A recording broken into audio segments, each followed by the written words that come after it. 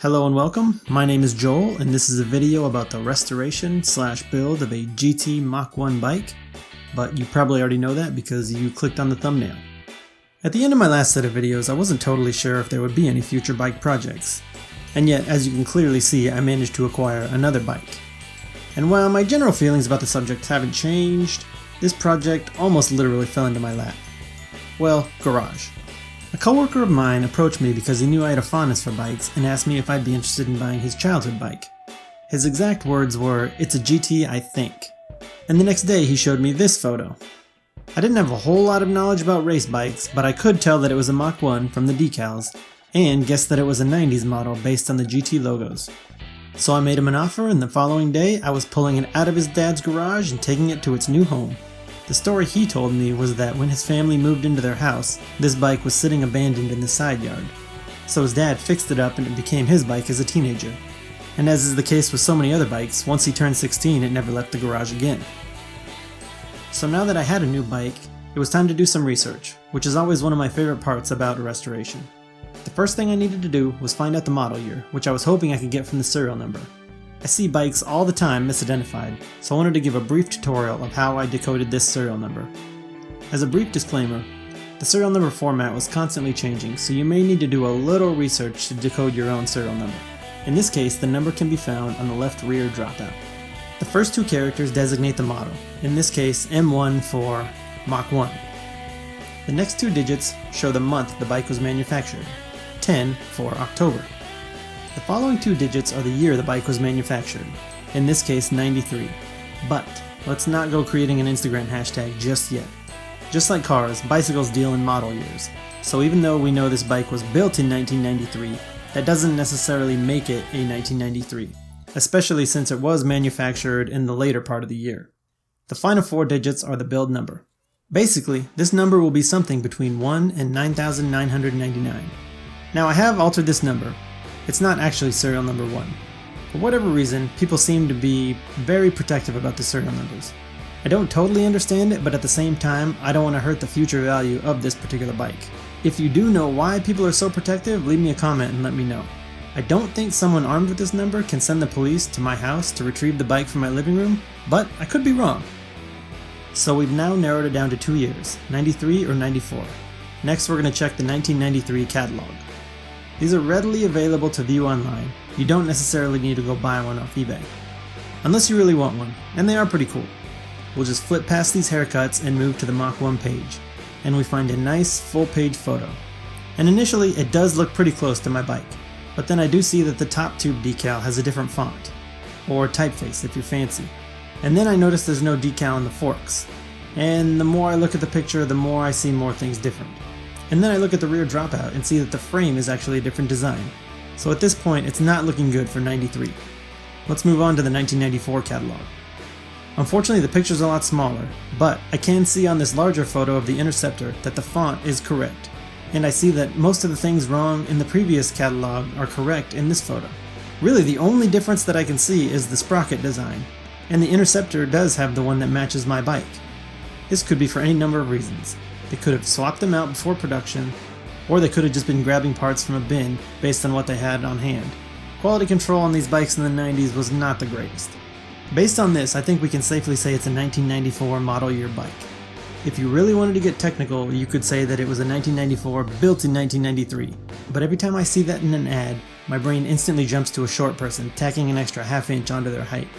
I say just own it. So now that we have figured out the correct year, we can look at the spec list from the same catalog and find out what components this bike has, or is supposed to have. First is a true temper chromoly frame and fork. GT Pro BMX handlebar high polished alloy stem.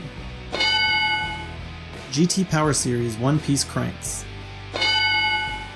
1994 alloy design steel cage pedals. Odyssey Pitbull brake with alloy lever. 1994 GT BMX nylon saddle with 9mm oversized rails. 1994 GT AA Pro Race compound tires. Wine and polished rims and alloy sealed mechanism hubs. The colors available were gloss black, candy red, and high polished chrome. With all that being said, it's time to tear this thing apart.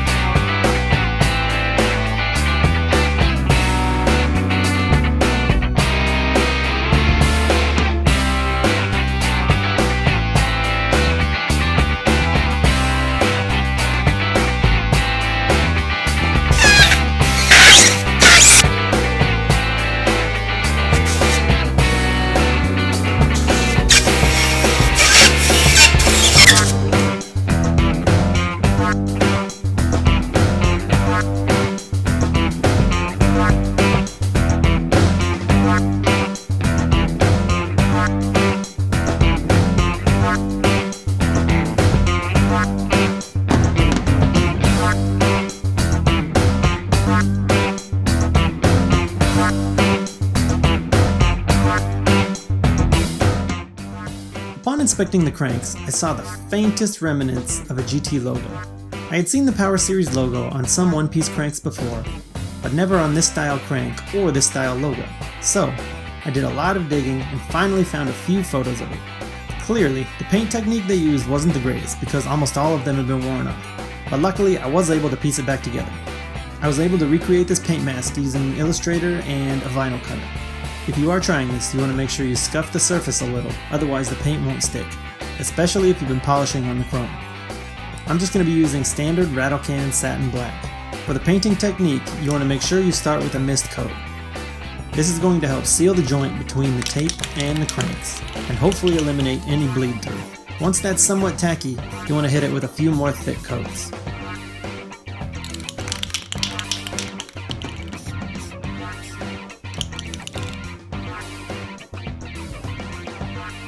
Hey, I think I know that guy.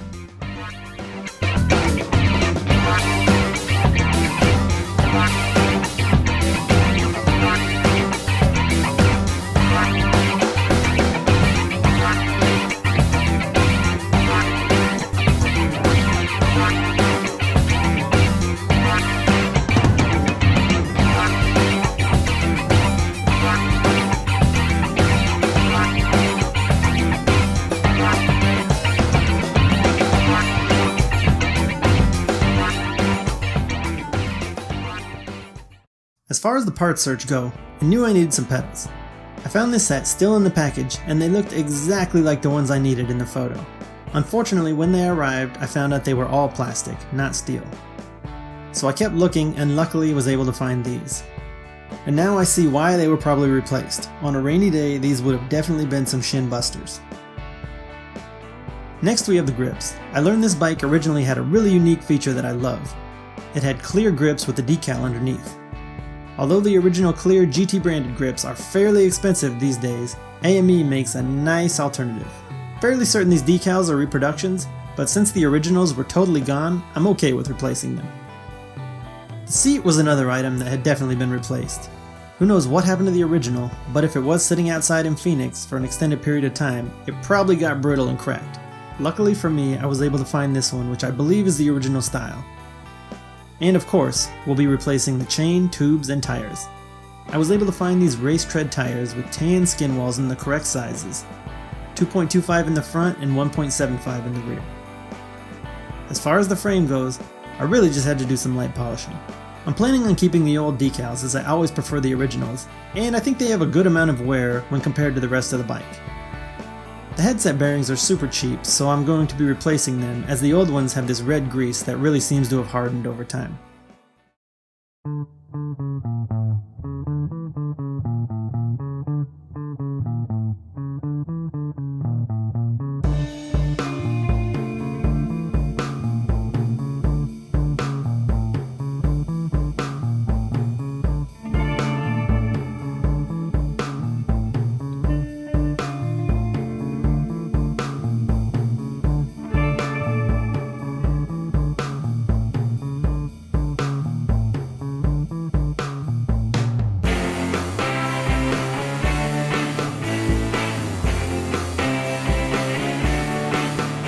I personally have never come across a headset with a spring like this before.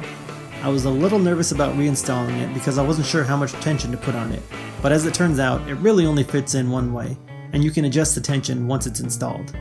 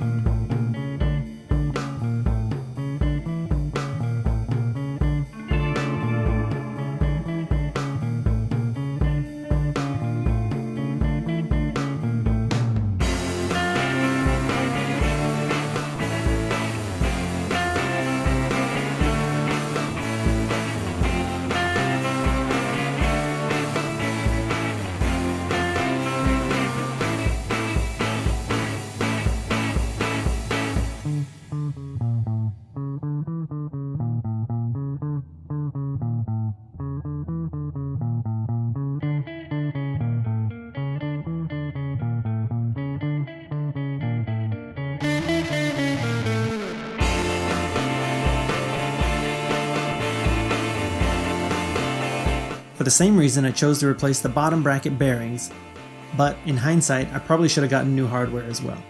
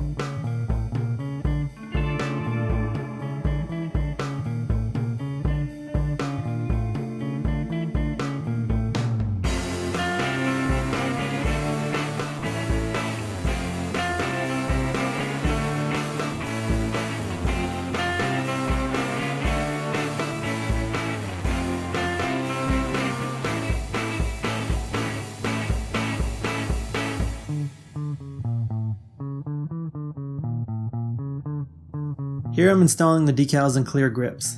I'm about to make two major mistakes. I've always used soap to install grips, and it's worked out pretty well. However, in this case, it did cause some little pits in the handlebars to rust, and that became very obvious in the end because you can see right through the grips. The second mistake we'll see in a minute.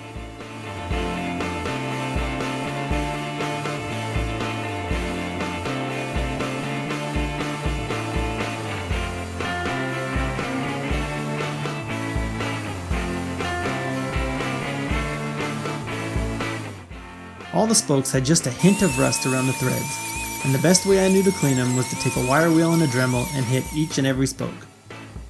Unfortunately, you have to do this on both sides, but there was really no way around it.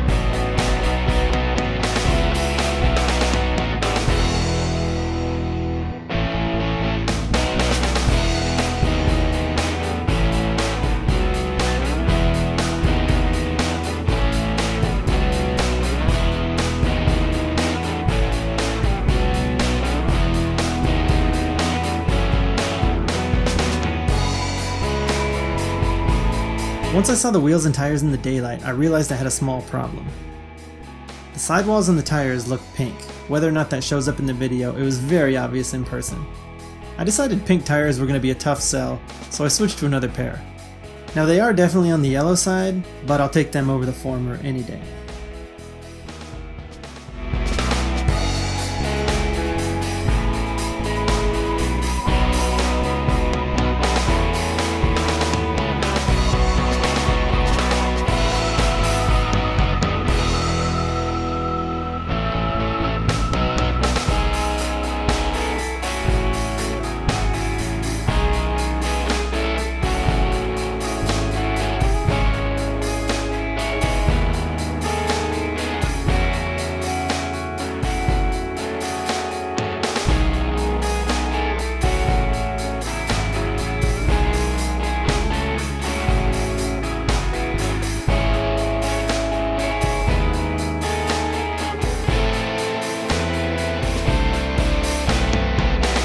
Now we see the other mistake I made with the grips. Apparently this lever has to be installed before the grip goes on.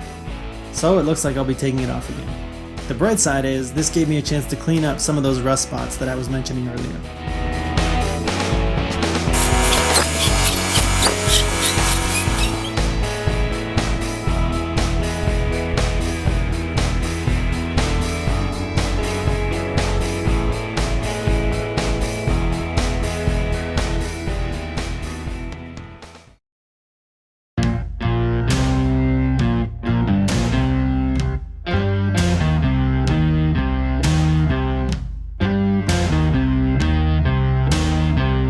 Now as you can see, I am coloring in a decal with a marker. This is definitely not something I would recommend, and if I heard someone else was thinking about doing it, I would be pretty skeptical. But this was a special case where the yellow had completely faded to white, and I thought I could color it in and have it look alright. Having a steady hand definitely helped too.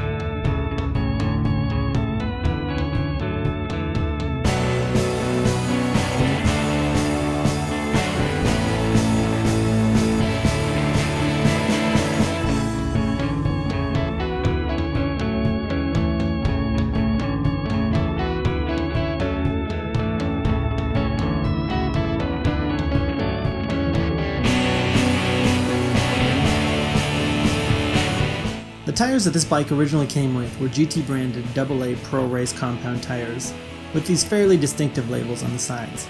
I'm always looking for some sort of fun or unique touch to add to these builds, possibly even slightly controversial. I thought this might be an interesting chance to make some tire decals that mimic the originals. I didn't want to straight up copy them, and instead of putting my initials or something silly like that, I decided to just shorten the logo to Race Compound in a similar font to sort of pay homage to the originals.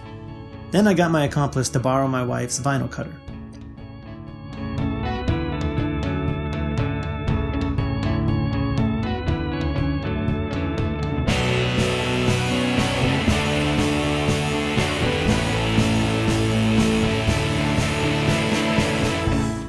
These probably will fall off the first time the bike gets wet, but that's alright, it was just for fun.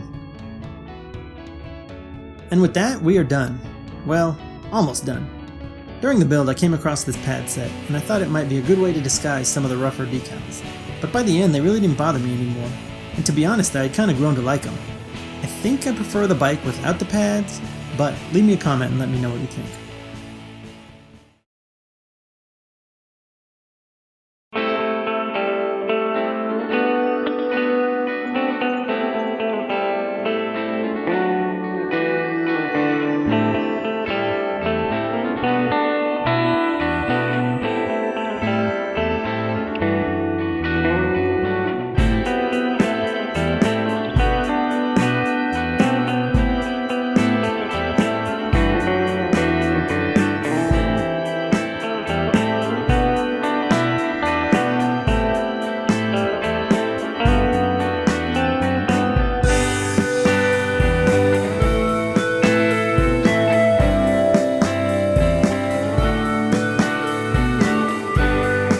And so now the bike is truly complete.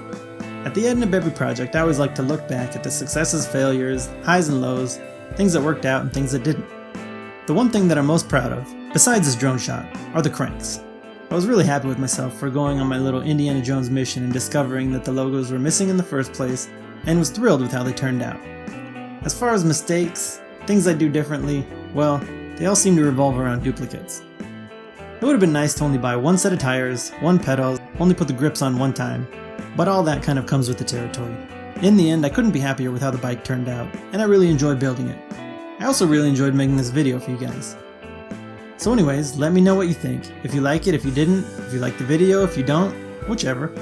If you made it this far, I do apologize for taking a half hour of your day. Hopefully you were just watching this while you were doing something more productive. Nevertheless, thanks for watching, and we will see you in the future.